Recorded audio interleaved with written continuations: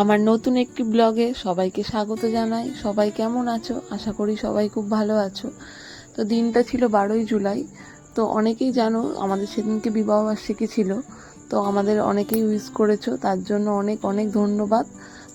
বড়রা আমাদের আশীর্বাদ দিও আর ছোটরা ভালোবাসা দিও, যেন এভাবেই আমরা সারা জীবন দুজন দুজনের পাশে থাকতে পারি।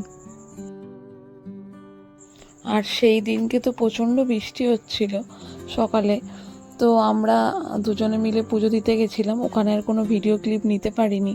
আর এই দিনটাতে আমাদের ইচ্ছে ছিল যে কিছু গরিব মানুষদের আমরা নিজে হাতে রান্না করে খাওয়াবো। তো সেটাই আমরা করেছিলাম। আমাদের ইচ্ছাই ছিল যে কিছু মানুষ, মানে আমাদের সামর্থ্য মতন কিছু মানুষদের আমরা খাওয়াবো।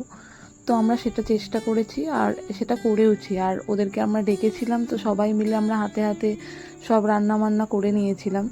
তো ওরা পাশে না থাকলে হয়তো এত কাজ আমরা করতেই পারতাম না। ওরা কিছু স্টেশনের মানুষদেরকে খাবার দিয়েছিলাম। তার সাথে আমাদের এখানে ইটভাটা আছে, অনেক বাচ্চারা ঠিক মতন খেতে পায় না। তো চেষ্টা করেছি তাদেরকেও আমরা কিছু খাবার তুলে দেওয়ার।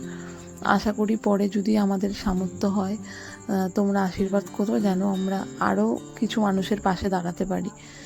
আর সত্যি কথা বলতে কি, যে এর থেকে বড় শান্তি আর কিছু হয় না, যে মানুষকে খাইয়ে তাদের মুখের হাসি দেখে তার থেকে বা বড় গিফটও আমার মনে হয়, এর থেকে বড় গিফটও কিছু হয় না।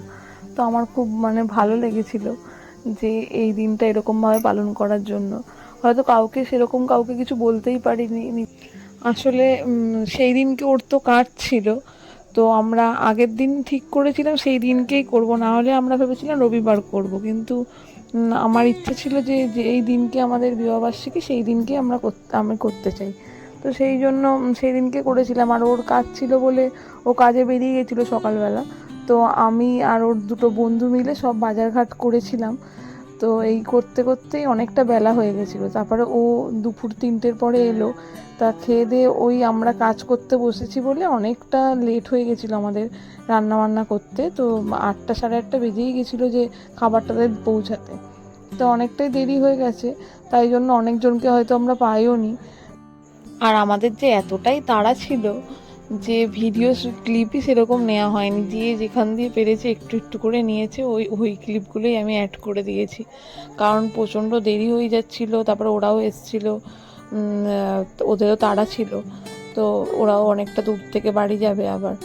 তো সেই জন্য আমরা তাড়াহুড়ো করছি। আর বেশি রাত হয়ে গেলে আবার স্টেশনে মানুষজনকে পাওয়াও যায় না, তারা আবার চলেও যায় অনেকে। তো সেই জন্য আমরা তাড়াহুড়ো করছিলাম, প্রচণ্ড দেরি হয়ে যাচ্ছিল বলে। তো যাই হোক, আমরা রান্না বান্না করে নিয়ে সবাই মিলে হাতে হাতে করে প্যাকিং করে আমরা চলে গেলাম স্টেশনে। প্রথমে স্টেশনে আমরা কিছু মানুষদের খাবার তুলে দিয়েছি তাদের হাতে। তারপরে আমরা কিছু খাবার বেঁচেছিল, তখন আমরা চেয়েছিলাম যে কিছু অনাথ আশ্রমে যাব, কিন্তু এত রাত হয়ে যাওয়ার কারণে ওখানে বাচ্চারা সব খেয়ে নিয়েছিল আর আমাদের ঢুকতে অ্যালাউ করেনি। তো সেই জন্য আমরা কি করলাম, আমরা ওখান থেকে যে ওই ইটভাটা ছিল ওখানেই কিছু বাচ্চাদেরকে আমরা দিয়ে দিয়েছি। তারপরে ওখান থেকে আমরা বাড়ি ফিরেই দেখি ওরা আবার সবাই মিলে আমাদের জন্য কেক নিয়ে এসছে। Happy anniversary, anniversary celebrate. না বার্থডে না, সেলিব্রেশন হচ্ছে, এটা অ্যানিভার্সারি।